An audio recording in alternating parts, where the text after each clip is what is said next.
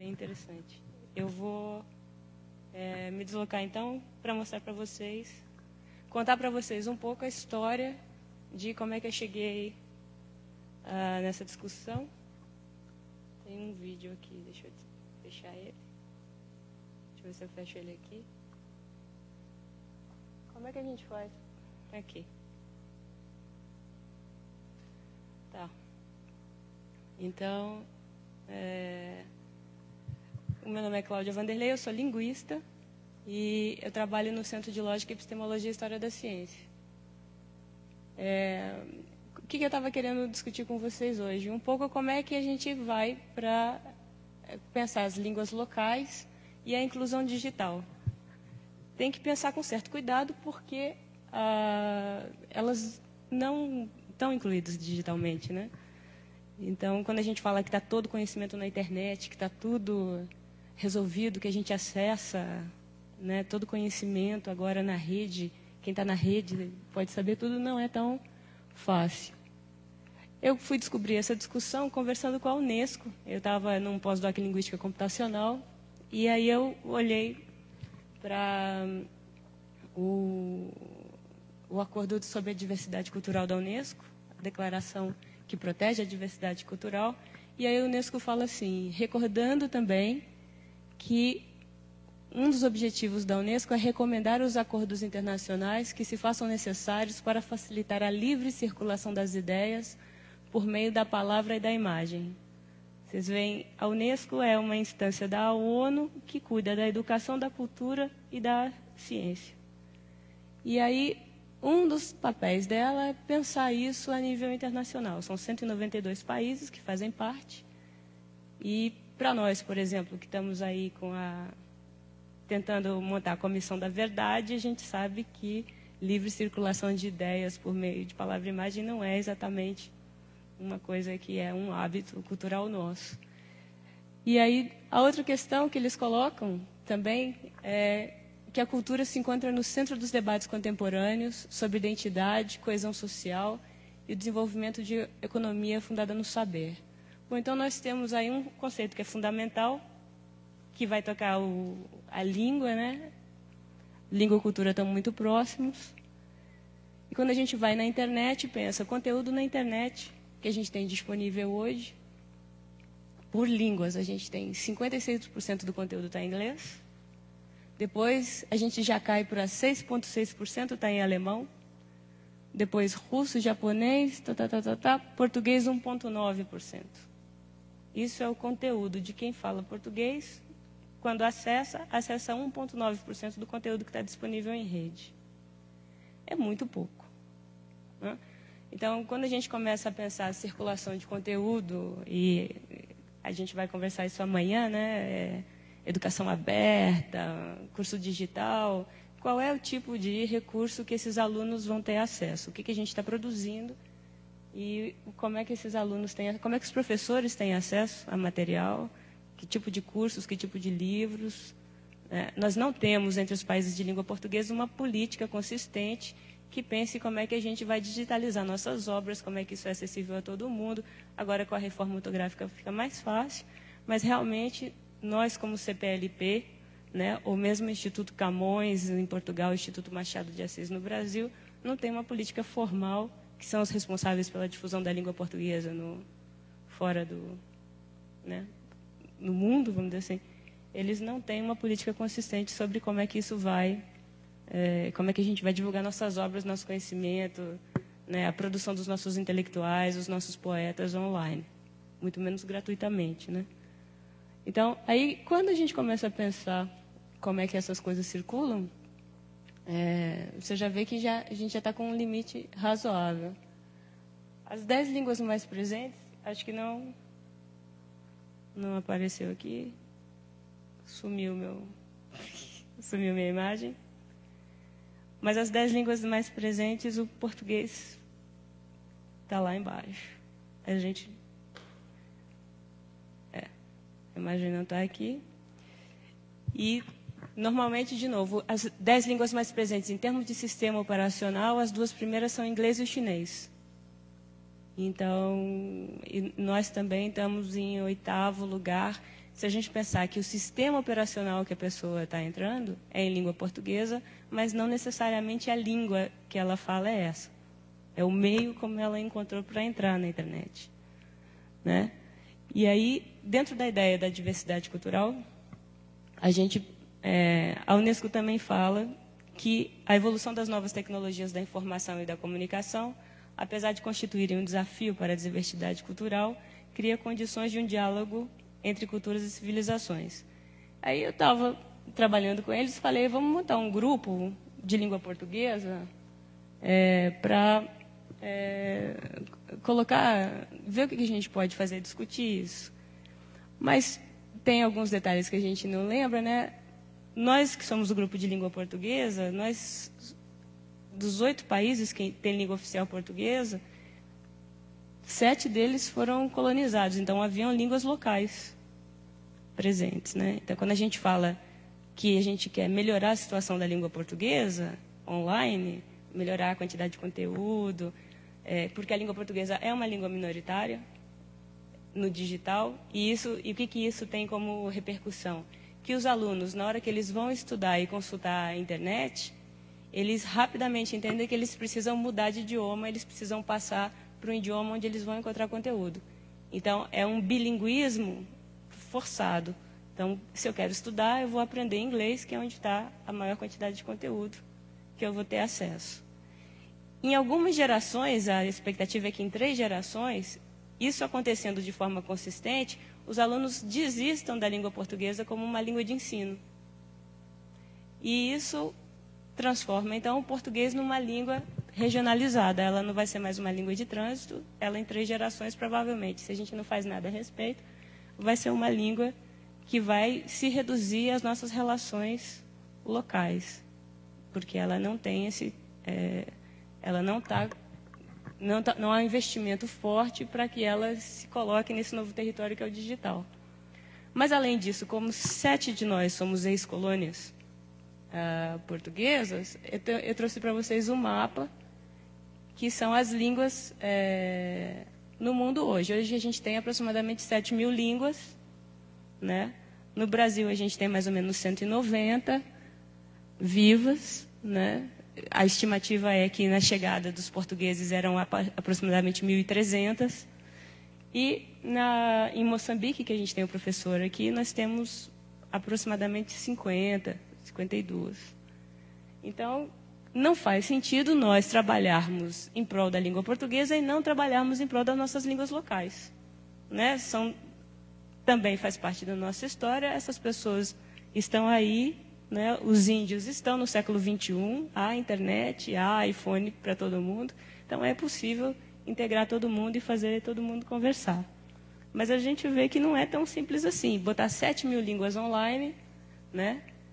Não é exatamente simples. Isso é como a gente aprende na escola. É um mapa dividido pela língua do colonizador, né? Então, você vê mais ou menos o recorte de colonização, percebe um pouco como é que funciona, mas isso aqui é como a gente, em termos de linguística mesmo, em termos de idiomas, de culturas, a gente tem aí 7.000 línguas que a gente precisa pensar como é que a gente preserva.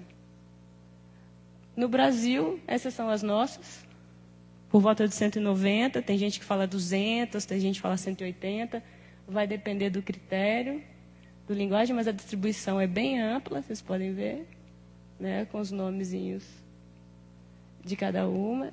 Há muita coisa para fazer. A única iniciativa consistente que eu conheço é o pessoal do Mercosul trazendo o Guarani para o espaço digital. Então, você tem, como o Guarani está sendo cotado como uma língua oficial do Mercosul, tem o pessoal de recursos abertos do Paraguai que está investindo em fazer plataformas software em Guarani.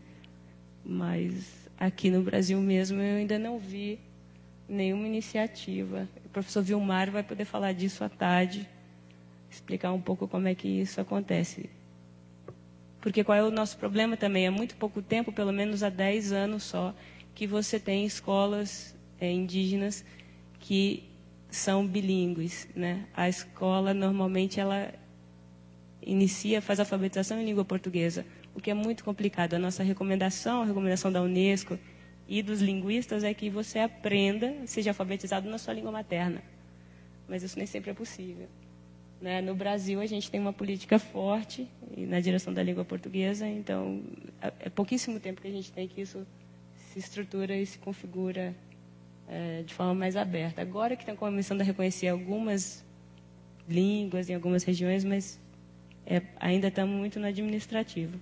Esse aqui é o mapa de Moçambique. Né? Ele contou aqui 41 línguas, todas elas são da raiz banto. Também agora estava conversando com o professor Rogério ontem, ele falando das línguas nacionais. Né? Eles vão prestigiar algumas na educação, mas ainda é uma coisa muito complicada dizer que a gente pode incluir todo mundo, que é possível ter material didático para todo mundo, que é possível ter navegadores, sistemas operacionais, manuais de instalação, né, que você consegue fazer que a rede, né, que as novas tecnologias tenham essa plasticidade. Né? É uma coisa muito complicada. Essa é a nossa rede. O pessoal com quem a gente trabalha são os países realmente de língua portuguesa. A gente localiza aqui onde é que eles estão. Né? E agora a gente começa a ver um pouco, em termos de línguas, esse é um gráfico que eu gosto muito, eu fiz ele em 2008, quando a gente montou a rede. É um gráfico que vai falar, então, eu entrei em contato com os professores, quando eu montei o acordo de cooperação, e aí a gente foi ver, então, quantas línguas tem em cada um dos países, quantas são oficiais, quantas são nacionais, quantas são de trabalho, né? E aí a gente contando, chegou mais ou menos no número de 700 línguas. Então, nós, os países de língua oficial portuguesa, temos 700 línguas locais para pensar a respeito, na hora que a gente pensa em ir para o digital. Não é pouca coisa, é 10% das línguas do mundo. É uma coisa, é um número violento. E não só isso, né? Mesmo que a gente tenha alguma semelhança, no sentido que nós todos fomos colonizados por Portugal e temos uma política de lusofonia muito semelhante, né? Em cada país a gente tem histórias diferentes e significa de forma diferente ser uma língua oficial, ser uma língua nacional ou ser uma língua de trabalho. Quando a gente fala assim genericamente, a língua oficial do país, não quer dizer a mesma coisa a língua oficial em Angola, a língua oficial em Timor-Leste, a língua oficial no Brasil. São dinâmicas, são usos, o material, o acesso, a capacidade é completamente distinta. Né? Tanto para nós produzirmos material, tanto para o público que isso diz respeito, né? Quanto também para os professores, né? Como é que você lida com esse idioma. Então, são mais ou menos 40 status linguísticos diferentes entre esses países que é interessante a gente não pensar que é a mesma coisa. Né? Então, realmente é um trabalho gigantesco. Né? Quando a gente pensa em recursos, mesmo que você pensa recursos educacionais em português, distribuir para todo mundo, tem que ter uma adaptação, tem que ter uma adequação, não só à cultura local, também ao modo como a língua é utilizada. E aí eu venho para vocês com outro dado, que é o acesso à internet, a penetração da internet na população. Então, a gente pode ver que os nossos colegas, com quem a gente está dizendo que vai estabelecer contato e fazer conteúdo circular, tem uma penetração muito baixa da população na rede. Então, você tem em Angola 4,6%, isso é dado de 2011, né? Cabo Verde 30%, Guiné Equatorial, que está entrando agora para a lusofonia, 2%, Guiné-Bissau, 2,7%, Moçambique, o professor Rogério pode dizer se eu estou mentindo, 0,9%, São Tomé e Príncipe, 14%. Então, realmente, a gente está falando com uma nata, falando com pessoas muito privilegiadas, estamos falando com uma elite que tem energia elétrica, que tem um computador, que é um objeto de luxo, todo mundo sabe, né, que pode pagar um provedor, que pode pagar telefonia, que são coisas caríssimas. Quer dizer, a gente está falando com o topo, né, da população desse país. E vocês veem que o crescimento do usuário durante esse período é violento, que está crescendo muito o acesso. Mas mesmo assim, não é alguma coisa que a gente pode falar, ah, todo mundo tem acesso, a gente vai lá, tá online, me dá seu e-mail. Não dá para brincar disso entre nós, né? Na Ásia, eu trouxe para vocês a China, que a gente trabalha com Macau, então para ver como é que fica o país inteiro, né? Está em 52% da população, está genial. Macau, 49%, são nossos primos ricos. Timor-Leste está 0,2% de acesso. Também a gente está trabalhando com, assim, a gente estava trabalhando com diretores, presidentes, não tem, né, só o reitor da universidade, coisas desse gênero. E Américas e Europa, a gente, o Brasil está com 37%. Eu botei os Estados Unidos aqui, só para a gente deprimir, 78,2%. Dos Estados Unidos está online. E Portugal, né, que é europeu, né, pequenininho, dá conta, 48%. Então, se a gente pensar realmente acesso à internet, não é genial. A quantidade de conteúdo em língua portuguesa é bem precária, né? Nós somos campeões de redes sociais, mas realmente bibliotecas digitais, recursos educacionais abertos, a gente está precisando trabalhar um pouco. Então, pensando esse grupo aí e esse perfil, o que a gente tem como oportunidade, né? E isso eu falo porque eu trabalho em prol de multilinguismo no espaço digital. Então, o que a gente pode fazer com isso? Pode desenvolver autoria local e acadêmica ligada à realidade local. Por quê? Porque quando a gente começa a pensar nas línguas locais, é preciso olhar para a realidade local. Você não tem como pensar as línguas locais e a língua portuguesa sem olhar para a nossa realidade. Não dá mais para ficar citando o autor europeu e americano. A gente tem que ir a campo e pensar o que está acontecendo. Desenvolver a inclusão digital de uma perspectiva multicultural, né? Isso é interessante, é um desafio da ciência da computação, né? O pessoal da ciência da computação todo trabalha em língua inglesa. E eles não têm quem converse com eles para falar, a gente precisa disso em outra língua, em outra língua, em outra língua. Então, precisa estar junto com o pessoal da computação e trabalhar. Desenvolver pesquisa em multilinguismo com pesquisadores locais. Cooperação Sul-Sul. Bom, isso é super importante porque a gente tem um hábito já histórico de ouvir o que os europeus falam e o que os americanos falam.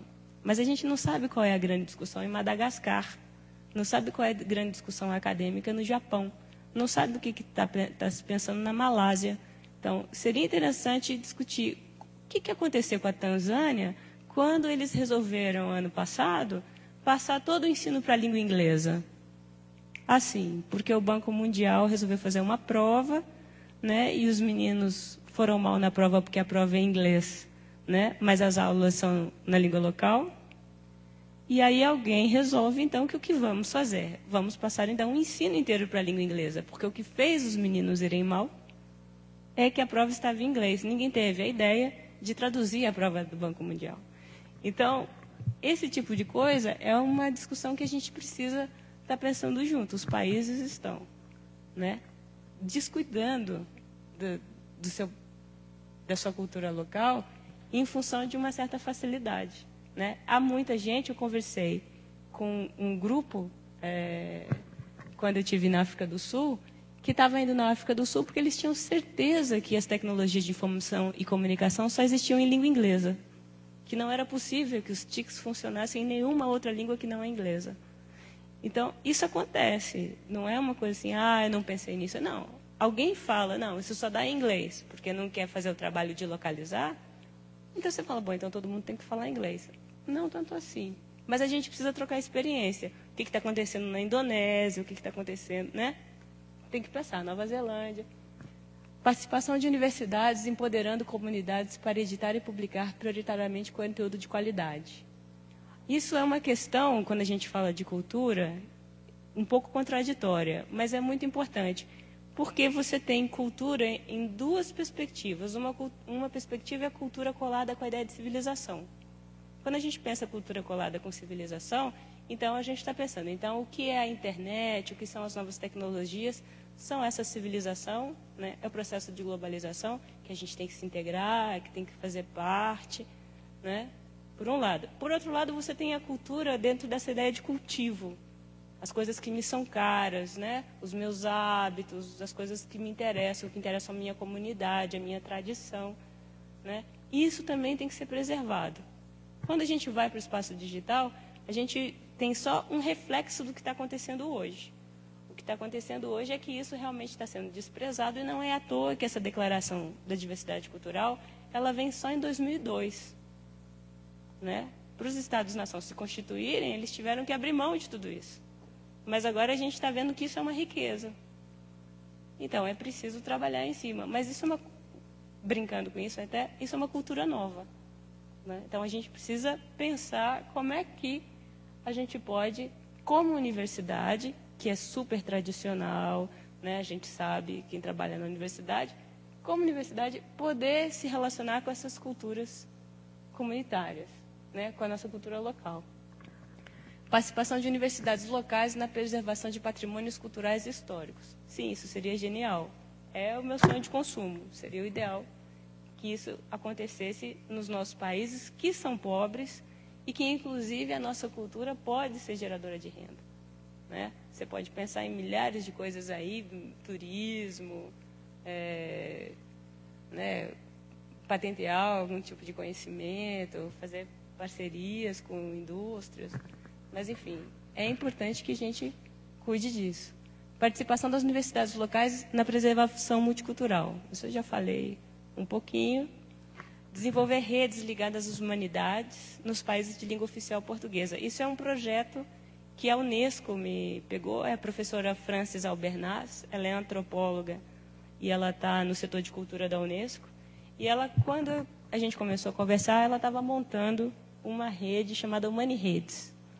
E porque ela acha que nós, que temos uma história semelhante entre os países de língua portuguesa, deveríamos estar discutindo, né, na antropologia, na sociologia, na linguagem e tal, questões que nos são comuns. Agora que os países de língua portuguesa, né, agora não, nesses últimos 30 anos, a gente está perdendo uma conversa muito interessante entre nós. Né?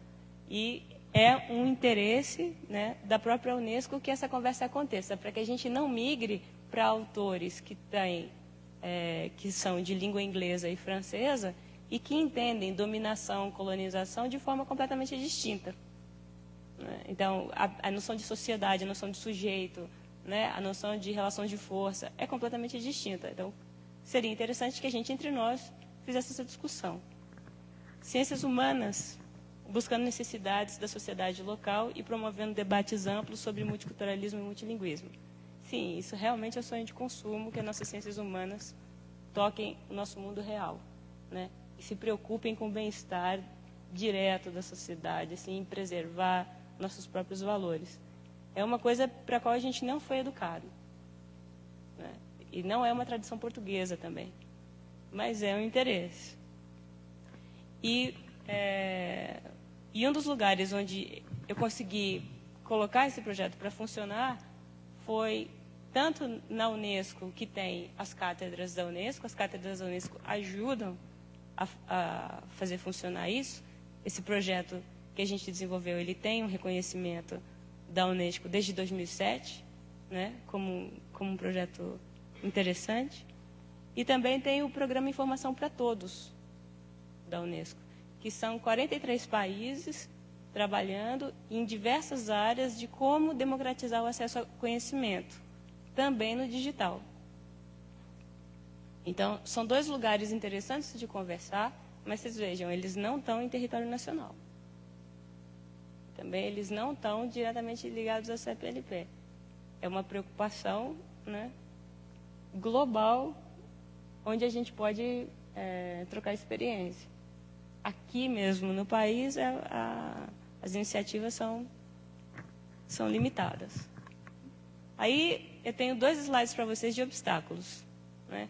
Tentando conversar com esses países, tentando estabelecer trabalhos em conjunto. A primeira coisa que eu pensei, ótimo, a gente faz videoconferência, a gente troca informação online.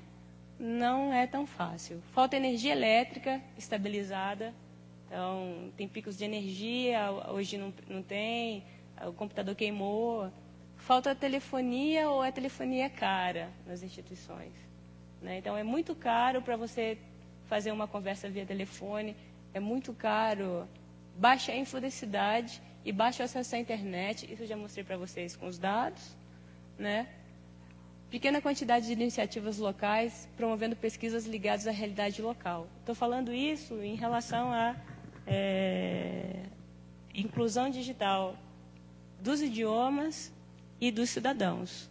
A gente pensa isso muito pouco. Parece que tem uma febre que as pessoas têm que ficar próximas de um computador, mas a gente não está pensando como é que isso acontece, né? E quando é que isso é positivo. Então, crise de conteúdo local, né? O know-how para conceber conteúdo midiático não é ensinado no processo de inclusão digital. Então, quando a gente põe a pessoa perto do computador, a gente ensina ela a consumir informação. A gente não vai ensinar ela como é que ela produz a informação, né? E crise de circulação do conteúdo local. Tem uma circulação do conteúdo global pronto. Então, já tem um material pronto, que normalmente vai estar em inglês, né? E a gente fala, não, é só traduzir.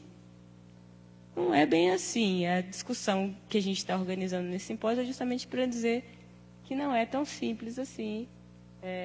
Você passar de uma cultura de americano de classe média para uma cultura brasileira, se você quiser, ou campineira, ou para uma cultura quilombola, ou para uma, né?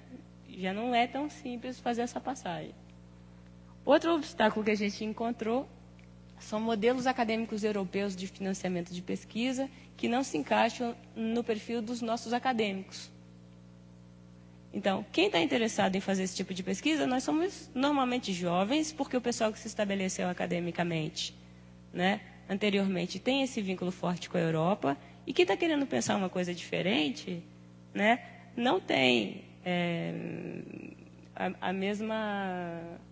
o mesmo perfil que os órgãos de financiamento pedem.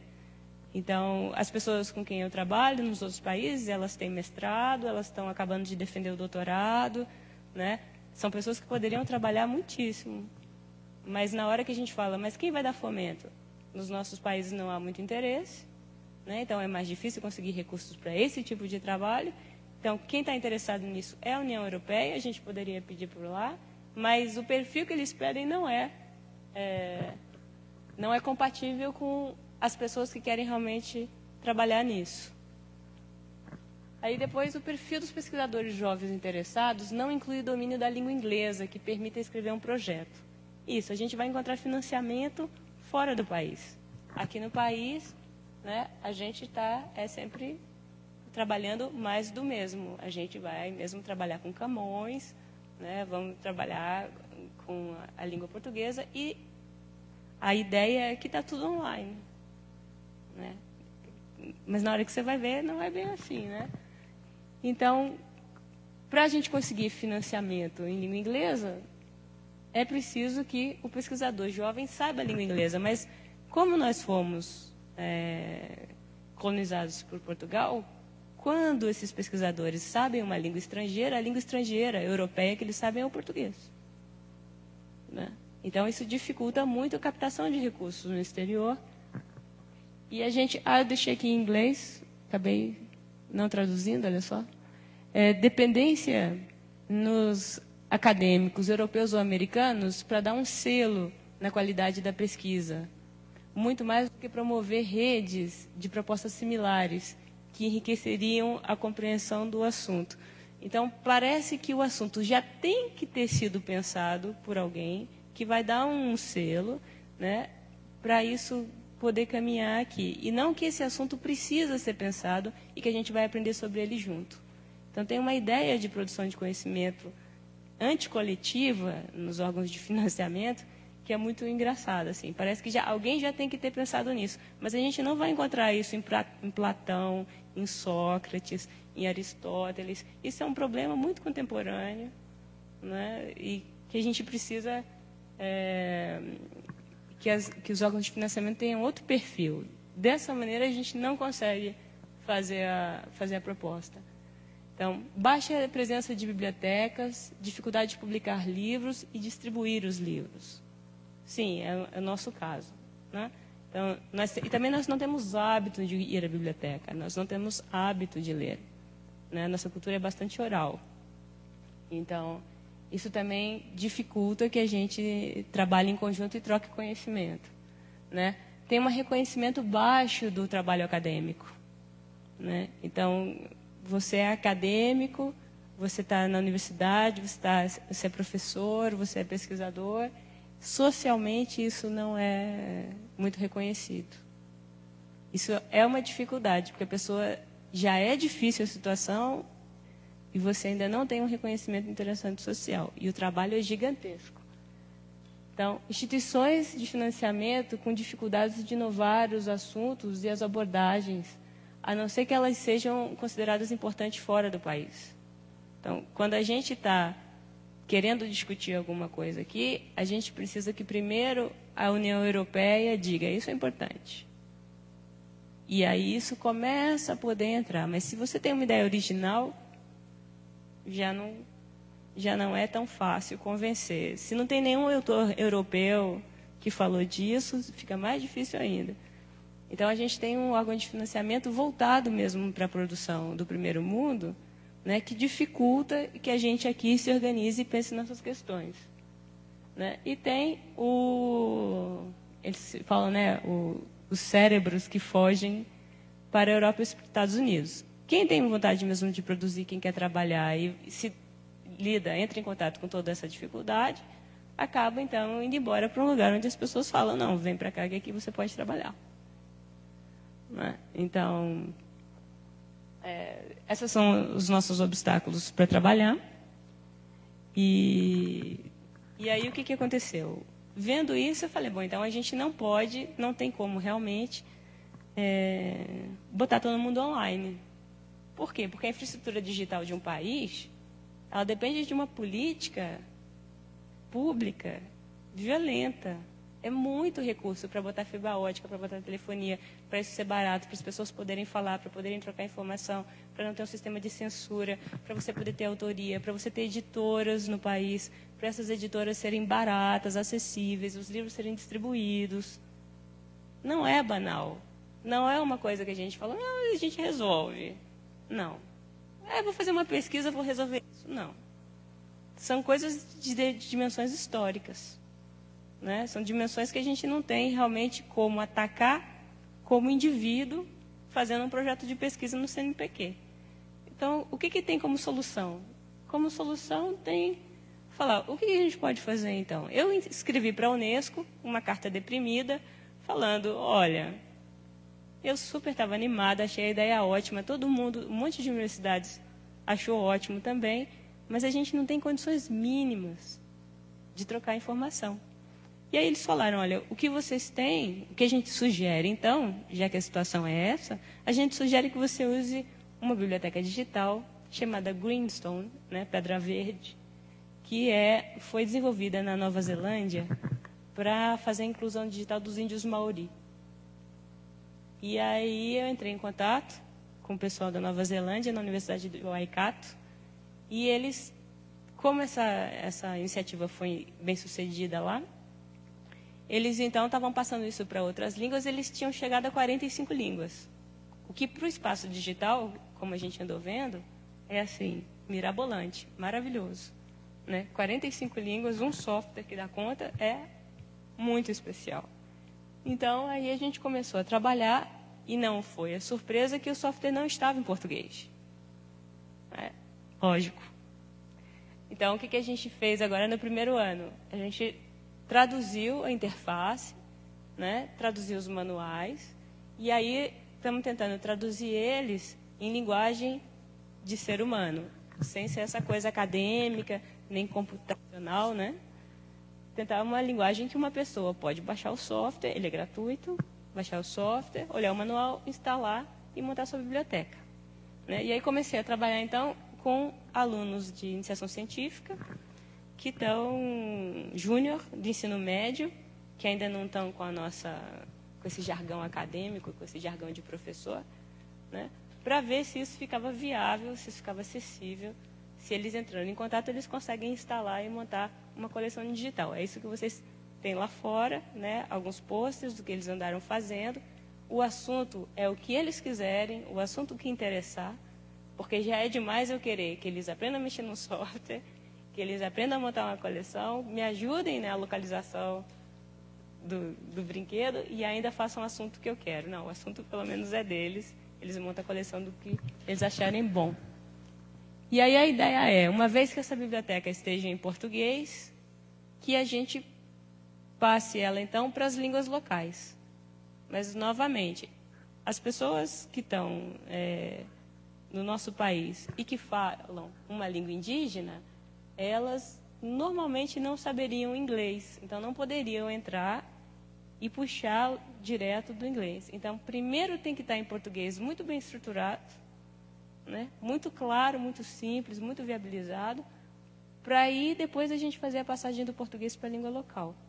Então, a gente está na primeira parte do projeto, e o pessoal que faz o programa da Biblioteca Digital, eles estão dispostos, na medida que a gente vai inserindo os idiomas, que a gente possa, então, trabalhar com eles na programação para que esses idiomas vão fazendo parte do software e fiquem legíveis e tal. Então, a proposta da gente, em seguida de fazer essa rede, de trocar conhecimento, a gente deu alguns passos atrás. É uma base de conhecimentos polifônica, né? Então, por que é polifônica? Porque essas línguas, elas não têm o mesmo investimento que teve, por exemplo, a língua francesa, né? Então, você não vai achar em Caingangue uma tradução de um livro de Aristóteles, né? De Heráclito. Você não vai achar em Caingangue Ovídio, né? Esse investimento de aumentar o vocabulário, de fazer publicações, né, de ter grupos de estudo, esse investimento acadêmico, ele não é próprio das línguas indígenas. Então, o modo delas funcionarem é completamente distinto. Então, por que a gente está falando polifônico? Porque a gente está pensando que entre essas línguas, que a gente está chamando de fonias, né, é preciso haver uma permeabilidade. A gente não pode fazer bolhas, né? Quer dizer, isso seria para nós um defeito, que a gente queira exigir que uma língua local tenha a mesma estrutura, a mesma quantidade de conteúdo, né? A mesma quantidade de obras, o mesmo tipo de poesia, de romance, de gêneros, que tem uma língua chamada ocidental. Então, precisa haver um trânsito. Então, a gente precisa poder começar a falar num idioma e terminar a falar em outro. Começar a história e, de repente, entrar palavras de outro idioma. Não podemos fechar isso, porque senão essas línguas não conseguem conversar conosco. Ter o sistema computacional e seus usuários como sujeitos sociais polifônicos. Por que isso? Se a gente consegue o usuário como falante só de um idioma, a gente não expõe ele à diferença, não expõe ele à diversidade, não expõe ele a diferentes culturas, né? Então, isso é importante que o usuário possa navegar e circular e não entender e se interessar e falar, talvez eu deva aprender isso. Porque esse assunto me interessa, mas eu não consigo entender tudo aqui. Permitir que diversas fonias interajam entre si com o mínimo de barreiras possíveis e que possa se constituir mutuamente como espaço de comunicação e conhecimento. É isso mesmo, né? É uma pessoa que fala uma língua com a mãe, um outro idioma com o pai, um idioma você fala na cidade, outro idioma você vai falar na sua festa, né? Vai namorar com alguém de outro grupo que fala outra língua. Então, isso tem que poder transitar, como nós transitamos, né? Também os textos têm que poder transitar. Essa biblioteca tem que poder transitar. Permitir que o conhecimento de diversas fonias seja compartilhado de maneira mais extensa possível, né? Isso a gente está falando de recursos abertos. Permitir que os acervos historicamente associados a diversas fonias sejam compartilhados. É lógico, se a gente vai falar do Guarani, tem toda uma história em espanhol e tem toda uma história em português que precisam estar sendo associados para a gente entender direito o que é esse povo, né? Então, Não pode ser, isso é só dos guaranis, isso é só dos portugueses, isso é só... Não, isso tem que estar misturado como é de fato. Porque senão a gente vai criar bolhas, vai inventar mundos para poder preservar essas culturas. E a ideia não é essa, a ideia é que a gente lide com as próprias culturas. Permitir que as fonias que não possuam acervos escritos substanciais entrem no espaço digital e criem, em associação com outras fonias, seus acervos com base multimídia. Eu vou dar um exemplo para vocês. O cabo-verdiano, né, usa a base de língua portuguesa. Mas eles estão trabalhando em cabo-verdiano, mas eles estão com o sistema operacional em português. Então, é uma outra fonia. Eles estão agora fazendo os acervos escritos, né? Já tem uma gramática, né? Estão elaborando coisas e para ser reconhecido como língua oficial em Cabo Verde, mas para entrar no espaço digital tem que ser possível essa associação. Senão a gente não pode bloquear e falar não, você cria toda a sua infraestrutura que é caríssimo e aí depois a gente conversa. Não, tem que ser possível associar. Aí, última questão, permitir que a permeabilidade entre essas fonias seja em sistema rizomático. Isso é uma coisa que o Theo, meu colega, não gosta, mas a gente acha que é interessante, porque a gente está pensando em que não haja ponto de controle, que isso é fundamental, né? Não pode ter uma pessoa que diz, isso é o seu idioma, isso não é. Isso é um hábito nosso antigo, né? Os jesuítas têm grande experiência nisso, mas, nesse caso, a gente gostaria que não houvesse esse tipo de interferência. Vocês vejam que eu sou uma linguista um pouco às avessas. Eu acho que as pessoas falam e isso é o fundamental, né? Então, e usar o espaço digital, então, como instrumento de desterritorialização. Porque está muito colado o espaço digital, né? Ele está refletindo muito fortemente as nossas exclusões. Então, essa seria a proposta que a gente reformulou em função das dificuldades que eu mostrei para vocês, que foram as dificuldades que eu encontrei trabalhando nesses últimos 5 anos. Então, aqui mostrando para vocês as instituições que trabalham conosco, a professora Ítala falou no início, né? Nós começamos essa conversa em 2005, depois Instituto Superior de Educação em Cabo Verde, a Eduardo Mondlane em Moçambique, o INEP de Guiné-Bissau, a Agostinho Neto em Angola, o Instituto Superior Politécnico de São Tomé e Príncipe, Instituto Internacional de Macau, Instituto Interuniversitário de Macau, Universidade Nova de Lisboa, a Jean Piaget de Cabo Verde. A Unesco reconheceu a gente em 2007 como um grupo de trabalho interessado também. A gente está renovando agora a cátedra pelo CLE, pelo Centro de Lógica, Epistemologia e História da Ciência. A Universidade da Nigéria, porque daí falaram, você trabalha com multilinguismo. Isso é interessante para nós, queremos conversar também.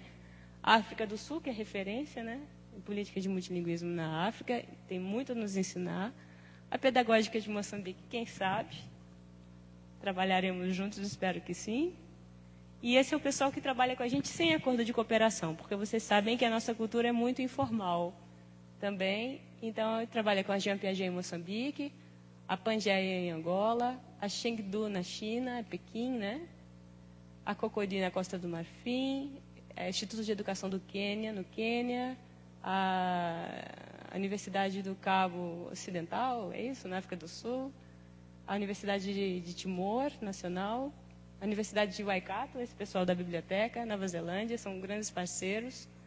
No Brasil, a gente tem a Universidade de Guarulhos, a Universidade Federal de Uberlândia, a Universidade Federal do Espírito Santo, está aqui o professor Bajonas, que vai conversar com a gente já já, e a Universidade Federal do Rio Grande do Sul. Então, mais ou menos somos esses os interessados, né? Queria agradecer a vocês a presença, a paciência, e agora eu quero ver como é que o pessoal vai se virar da educação aberta. Obrigada.